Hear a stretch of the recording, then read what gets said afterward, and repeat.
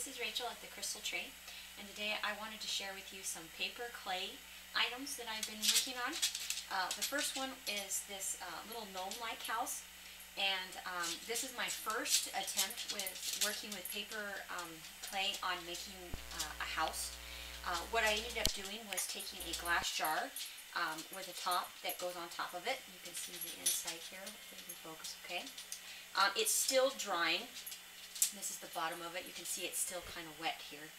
And I realized after I made, when I was working with paper clay, that over here, that the trees, this is a tree right here, that these parts, which are the bottom of the tree trunk, they can snap off real easily. So what I'm going to do, I went ahead and actually did a little bit of a drawing. You probably can't see it on the camera, but I went ahead and draw with a pencil, and I actually draw out a line, some lines to make the island for the tree's trunk to actually land on. And I'm going to use a different type of paper clay that I actually handmade myself. Then I'm going to go ahead and patch this because I feel it's a little unstable and could break. And one thing I wanted to do with testing this is a store-bought paper clay that I bought. And in a link down below, I'll tell you what type of paper clay it was. But I wanted to see if, when putting it around a hard object, that once it dries, will it crack? So far, it hasn't done so. Everything seems pretty good, pretty strong. I was also a little worried that when I put the top on, that it was going to stick. And so I did both pieces separately and let them dry separately. I did not let them dry on top of each other. And from a distance, it looks quite fine.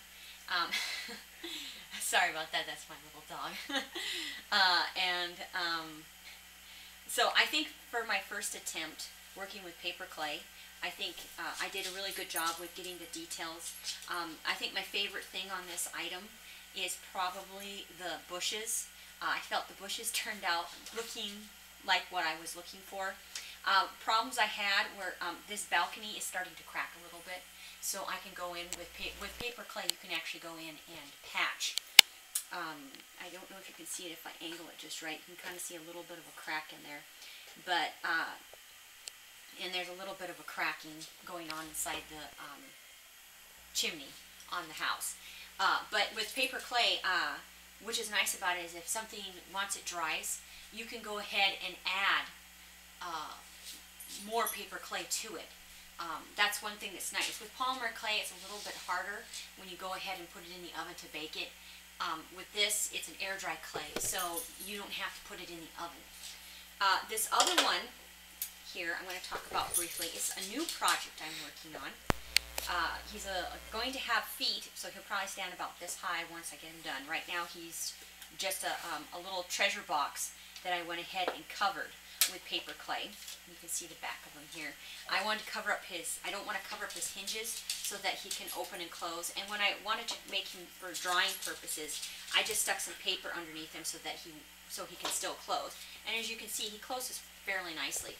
The little hinge that would have actually kept this closed is actually his nose, and I did this morning, and the rest of his body I did last night. So I was able to add the nose and part of the top part of his mouth, and you can't even tell. So I like this clay really nicely. This is handmade clay that I actually got a recipe online. I don't want to post it quite yet because I'm still playing around with it because I want to see if I can get it to come out smoother. Right now, when I worked with it last night, it kind of came out wrinkled like this. And I like the effect because it made my little monster doggy thing look pretty neat. But I want a more smooth look like the store-bought clay that I'm using right now. And so I need to work with the ingredients to see if I can get a smoother, because this is actually supposed to be a lot smoother than it is right now.